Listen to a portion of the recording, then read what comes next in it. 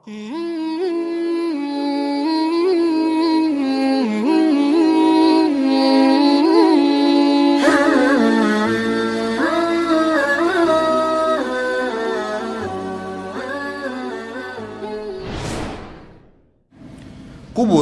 istilah yang digunakan dalam syariat kita, digunakan untuk semua jasad manusia, kita bicara manusia, atau hewan yang kelihatan dengan panca indera, yang digunakan untuk meletakkan jasadnya.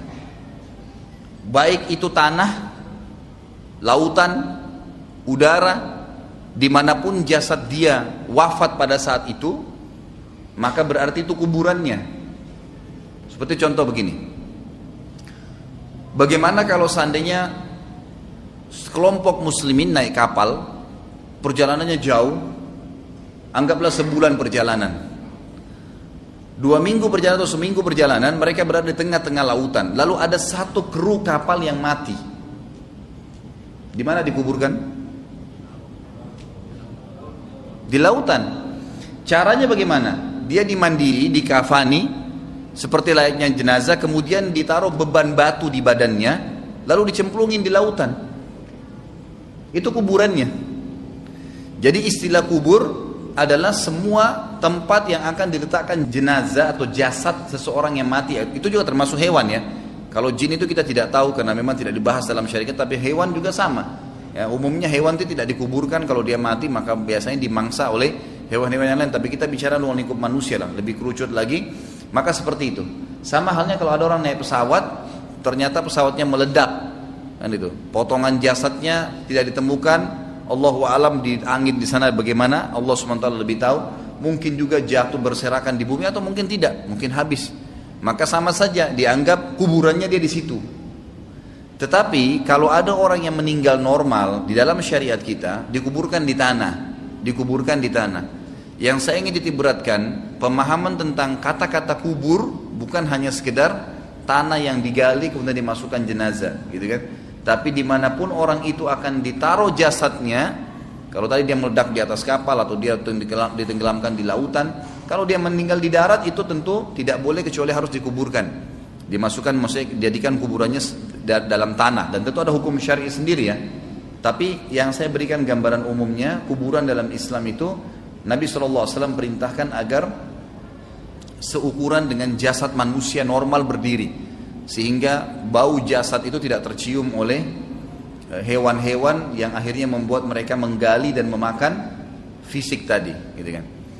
Juga satu hal yang berhubungan dengan kuburan ini, jasad manusia utuh misalnya kita anggap normal, dia utuh dikafani. Jasad ini sebenarnya hakikatnya seperti pakaian, seperti pakaian. Jadi kalau seseorang itu melepas pakaiannya, lalu kemudian dia biarkan jatuh di lantai, seperti itulah, tidak bisa bergerak pakaian itu kecuali dia pindahkan sendiri. Jasad kita seperti itu sebenarnya. Kenapa saya datangkan poin ini Bapak Ibu sekalian? Karena banyak orang salah faham. Dia anggap kalau jenazah itu sudah dimasukkan ke dalam kuburan, maka berarti jasad itu akan ada hubungannya sama kuburan tadi. Padahal ini simbolik saja. Ini hanya simbolik. Jadi seperti baju yang pernah kita pakai dimasukkan ke dalam tanah, seperti dimasukkan ke dalam lemari, ya.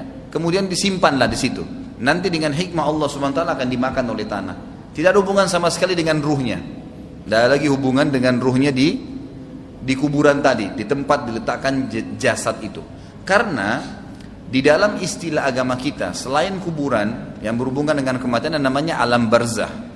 Alam barzah ini adalah tempat yang kita tidak ada yang tahu. Nabi Muhammad SAW dan para sahabat pun tidak ada yang menukil, tidak ditukil kepada kita di mana itu alam barzah. Kalau bagaimana ada keterangannya, di mana kita tidak tahu. Jadi ruh itu pada saat dia proses dikeluarkan dari jasad manusia, seperti dilepas dari baju, bajunya sudah tergeletak, bajunya oleh Allah disuruh cuci bersih, ditaruh di tempat yang Allah suruh perintahkan. Itulah kuburan, gitu kan? Ruhnya ini dibawa oleh Allah SWT ya, ke alam barzah.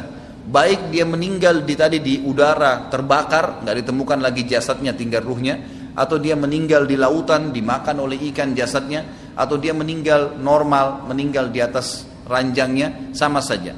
Ya, jadi ruhnya akan dibawa ke alam barzah, dan alam barzah ini Allahu alam di mana tempatnya, tapi dia ada.